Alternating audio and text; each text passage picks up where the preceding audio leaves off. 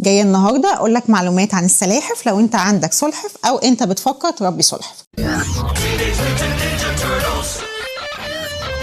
أول حاجة، السلاحف ما بتتسابش في البيت كده تلعب وتتنطط وتقع تتكسر من على السفرة أو ابنك يعملها كورة. السلاحف المفروض بيبقى ليها بيت خشبي بنحط فيه تربة اسمها بتيموس معاها رملة، ودي بتتجاب من عمه بتاع الزرع. بنحط فيها مخابئ علشان تقدر تستخبى من درجة حرارة الشمس العالية. بنحط فيها مكان الأكل بتاعهم.